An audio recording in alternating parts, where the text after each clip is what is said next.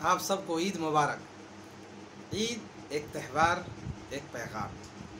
دنیا میں انیک قومیں آباد ہیں جو الگ الگ مذہب پر چلتی ہیں اور اپنے اپنے حساب سے کچھ خاص تاریخوں میں اپنا تہوار مناتی ہیں۔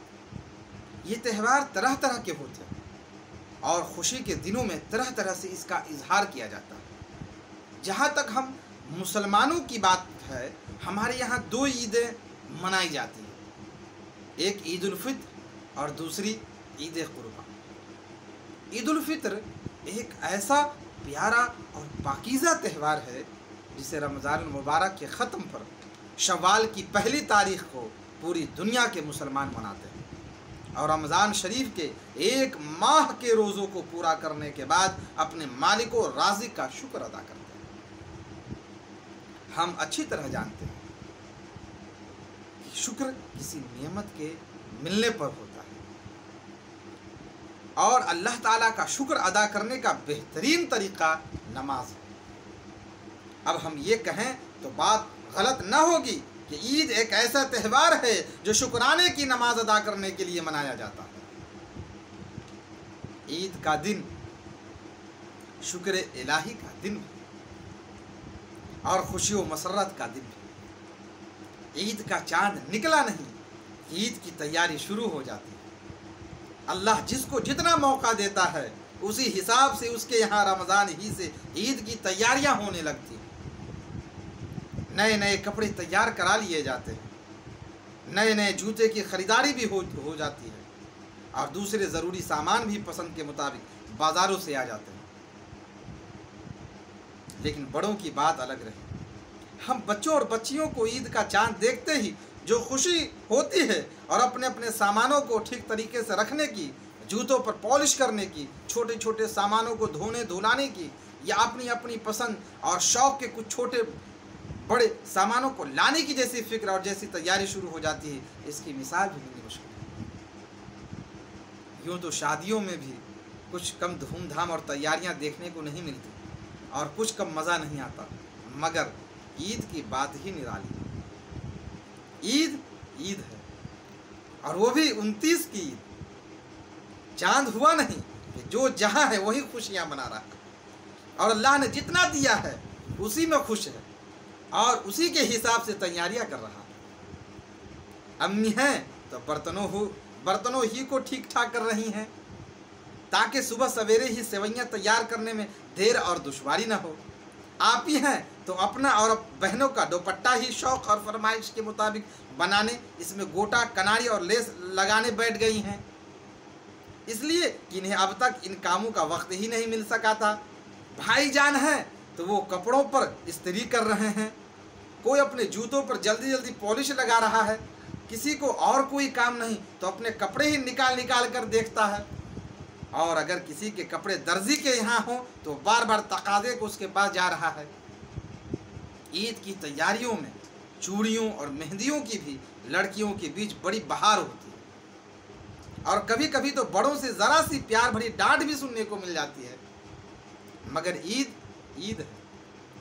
عید کی تیاریوں کے مزے اور اس کی دھوم دھام کا مقابلہ کہاں۔ بڑے چاہے کچھ آرام کر لیں، کچھ عبادت میں بھی لگ جائیں، لیکن بچوں کے لیے تو لگ بھگ ساری رات بس تیاری میں ہی کٹ جاتی ہے۔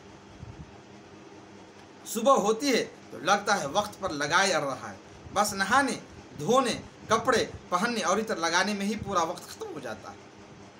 جلدی جلدی کچھ میٹھا کھاتے اور بڑوں کے ساتھ عیدگاہ کی طرف چل پڑتے ہیں۔ عیدگاہ نمازیوں سے بھری ہوتی ہے، وہاں بڑی رونق ہوتی ہے، بہت چہل پہل۔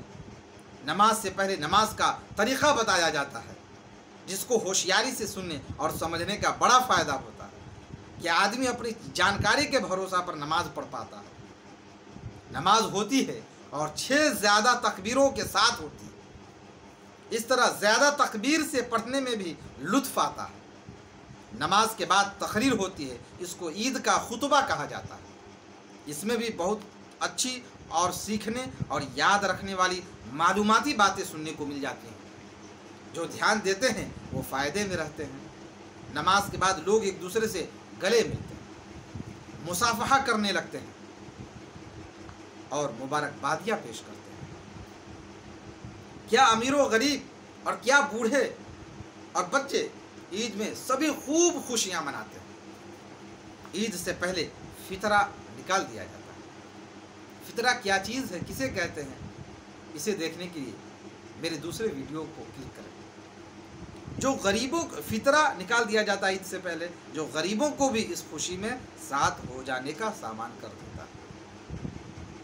ईद हमारे लिए एक त्यौहार ज़रूर है, लेकिन ये त्यौहार से ज़्यादा हमारे लिए एक पैगाम है, यानी ये कि सारे इंसान एक ही आदम की औलाद हैं, इसलिए सब बराबर हैं। प्यारे नबी ने फरमाया है कि सभी ईमान वाले आपस में एक दूसरे के भाई, और ईद एक ऐसा मौका है जहां इसका साफ नज़ारा होता है। इस्लाम में कैसी पाकीज़गी है, ये बात ईद के त्यौहार से सामने आ जाती है। ईदगाह कोई मामूली जगह नहीं है। यहाँ एक ही मैदान में, एक ही जैसे फर्श पर, एक ही इमाम के पीछे बराबर की सफ़ों में हर आदमी, चाहे वो दौलत वाला हो या गरीब, काला हो या गोरा, कोई हो, कहीं का हो, किसी ज़बान का जानने वाला हो, आलिम हो या जाहिल, छोटा हो या बड़ा, कांधे से कांधा मिलाकर खड़ा हो जाता है। इस तरह ईद का दिन हम सबको इत्तेहाद और मुसावात यानी भाईचारगी और बराबरी का सबक देता है। इस्लाम में जात पात ऊंच नीच की कोई बात नहीं। हमें सिखाया गया है कि अल्लाह की नज़र में सबसे ज़्यादा बुजुर्गी वाला वही है जो अल्लाह से सबसे ज़्यादा डरता है। ईद खुशी का दिन, लेकिन असल ईद जैसा कि कहा गया है, पैसों की नुमाइश और ज़ाहिरी दिखावे चमक दमक का नाम नहीं। ईद उसकी नहीं है जो सवारियों पर बैठकर ईदगाह आए। मतलब यह है कि दिखावे की शान ईद की रूह नहीं है। ईद उसकी है जो बुरे कामों पर अल्लाह की सज़ा से डरता है और अल्लाह और रसूल के हुक्म पर चलकर बुराई से बचता रहे। खुदा करे कि हम सब को नेकी की तौफीक मिले, ईद की खुशी मिले और ईद के पैगाम को समझने की और इस पर चलने की नेक बख्ती भी नसीब हो। जाते जाते फिर आप सबके लिए नौशाद फरीदी की तरफ से ईद मुबारक।